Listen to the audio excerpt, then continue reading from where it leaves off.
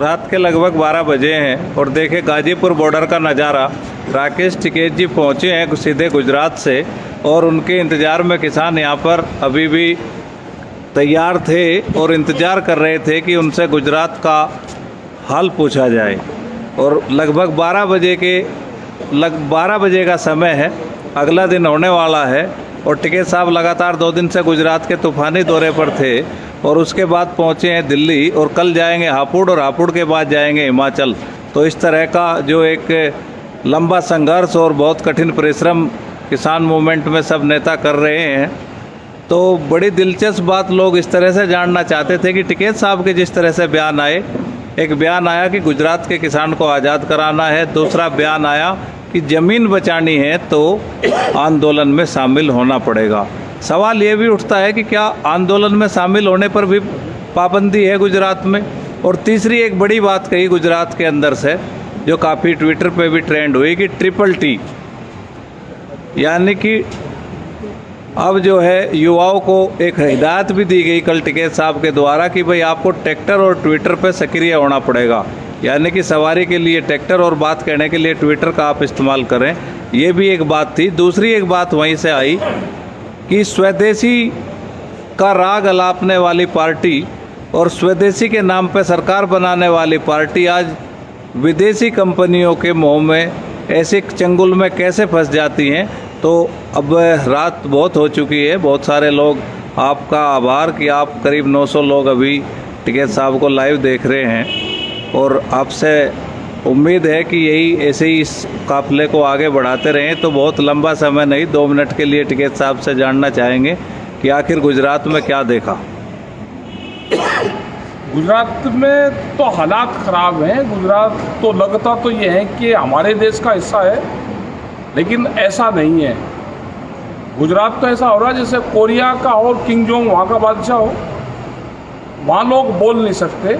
जब हम सड़क पर काफिला जाता था, कहीं रुकते थे तो लोग सुनने तो जरूर आते थे, कोई उनका हाथ का भी वो नहीं था कि हमें समर्थन कर रहे।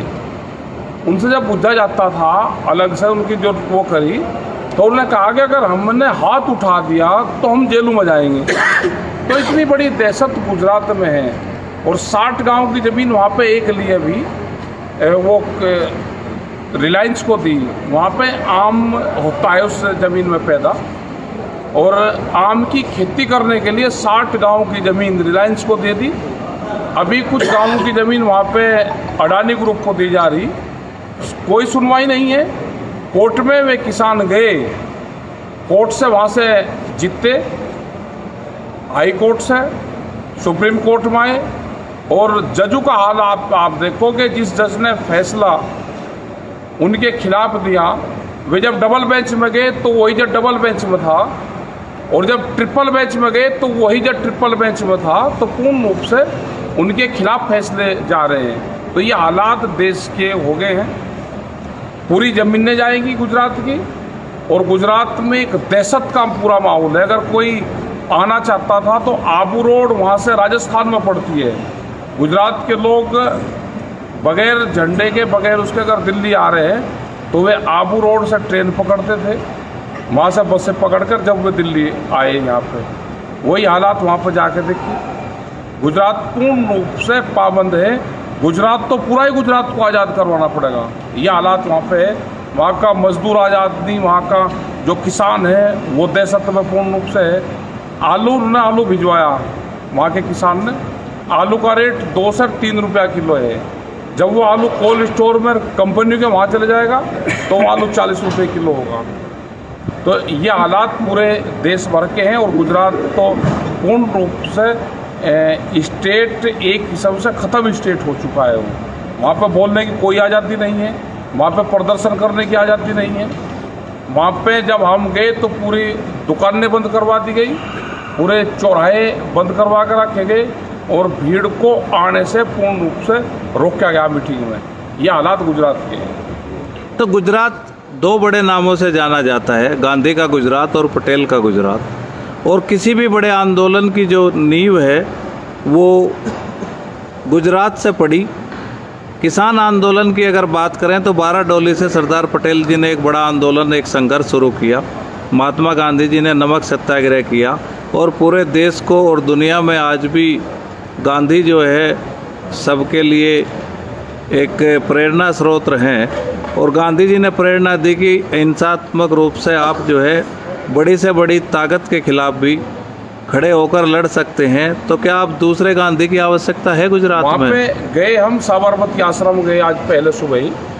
जब आज से शुरुआत करी तो साबरमती आश्रम से करी। वहाँ पे सरदार वल्लभ भाई पटेल के नाम से जो स्टेडियम है वो साबरमती आश्रम के पास स्टेडियम है, जिसका गुजरात के अंदर ही नाम बदल के मोदी स्टेडियम कर दिया गया। तो जब सरदार पटेल के नाम को बदला जा सकता है, वहाँ पर मोदी स्टेडियम करा जा सकता है, तो गुजरात में हर चीज़ संभव है। आश्रम साबरमती के जाने के बाद सरदार वल्लभ भाई पटेल के गांव गए, उनका पूरा घर देखा, वहाँ से ऊर्जा ली। उसके बाद में बारडोली गए, जो आंदोलन स्थल था, जो आश्रम था, उस आश्रम में गए, वहाँ पर बैठे, उस जगह पे उस रूम में बैठे, वहाँ से सारी चीज़ करी और फिर वहाँ पे एक पंचायत करी। वहाँ पे बारडोली में एक पंचायत हुई और ये वहाँ पे आह्वान करके आए हैं कि आप आंदोलन का स्थल है, आप आंदोलन करो। आंदोलन वहाँ के लोगों को करना पड़ेगा, पूरे देश के मुख्य धारा से गुजरात को जोड़ना पड़ेगा, नहीं तो गुजरात के किसान की सबसे पहले ज़मीन जाएगी। और यही गुजरात मॉडल है, जो गुजरात मॉडल को ले आने की बात करते हैं, वही गुजरात मॉडल है कि पूरी ज़मीन देश की छीननी है। ये गुजरात मॉडल है। तो क्या आंदोलन की शुरुआत हुई तो वहाँ के लोगों को आंदोलन की शुरुआत करनी पड़ेगी। तो क्या इस मॉडल को आप जो है पूरे देश में एक्सपोज करने का काम करेंगे किसान पंचायतों में? बिल्कुल पंचायत करेंगे और पूरे देश में जाएंगे और गुजरात में फिर जाएंगे। गुजरात में फिर पंचायत लगेगी। अब पब्लिक मीटिंग गुजरात में करनी पड़ेगी और जिम्मेदारी पूरे देश के किसानों की रहेगी कि गुजरात के किसानों का साथ दिया जाए। और जब बड़ी पंचायत वहाँ पर होगी तो यहाँ से भी किसानों को वहाँ पर भेजने का काम करा जाएगा।